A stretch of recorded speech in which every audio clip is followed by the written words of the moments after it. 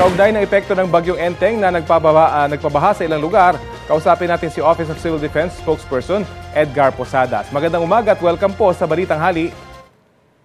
Ay, Sir Rafi, magandang umaga po at isang maulan pero ligtas na umaga po sa inyong lahat at sa lahat po nanonood at nakikinig sa inyong programa. Yun na nga po, gaano po kalawak yung apektado ng pagbahang dulot po ng bagyong Enteng dito po sa Metro Manila?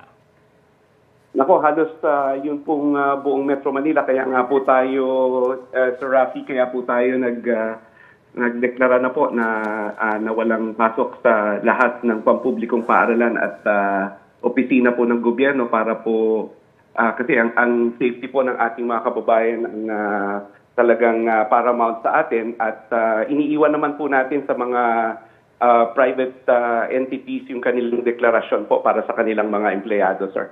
Sa ngayon po ba may mga naitala ng casualty dahil dito sa masamang panahon? Meron pa lang pong naiulat, sir, pero these are still for confirmation. Isa po yung naapektuhan or natabunan ng landslide kahapon sa Cebu at meron din po tayong isa sa Bicol, sir, na kinukumpirma po natin pareho. Other than that po, wala naman po tayo sa awa ng Diyos, sir, na nai-report pa na casualty, sir. Bakit po Metro Manila lang yung may suspension o pinag-aaralan pa po ba yung ibang lugar? Hindi po. Meron na rin pong mga suspensions outside Metro Manila, sir, and we leave that to our regional our Dream C, and the local government units. We are closely in touch po with the local government units ng iba't ibang region, simula po kahapon dito po sa Region 7, Region 8, Region 5, Region 4A, Region 4B, dito po sa Metro Manila, Region 3 po, at yun pong dadaanan niya kanina po nung ini-interview yung Pag-asa dito po sa Northern Luzon, Regions 1 and 2, sir. Kumusta po yung evacuation effort sa mga lugar na matinding naapektuhan ng bagyong Enteng? At meron po ba mga preemptive evacuation na ginawa? Kasi syempre pinakamahirap yung mag-evacuate kapag kasagsagan na ng malalakas na ulan at hangin. Opo, meron po. Kagaya dito po sa Region 5, at may inuulat po yun ng ating regional director kanina. Kausap ko po siya, si Director Yukot. Hindi ko pa lang po makuha yung eksaktong number, sir. Ipagpaumanhin ninyo dahil nagre-responde pa tayo. But as we speak again, in the next few days, siguro po mabibigay ko yung datos na yun, sir. Sa ngayon po, batay po sa initial assessment, maialin tulad ba ito sa bagyong Karina noong July 24?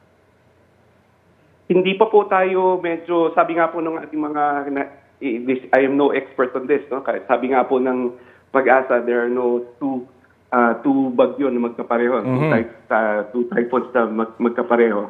Ito po kasing although kapareho po nila, they both enhanced yung habagat, kaya dalawa po ang ating binabantayan ngayon. Sa Eastern Seaboard natin ngayon, yung ating pong bagyo, si Tropical Storm Enteng na posible pa pong umabot sa Severe Tropical Storm, at typhoon category paglabas niya sa Philippine Area of Responsibility.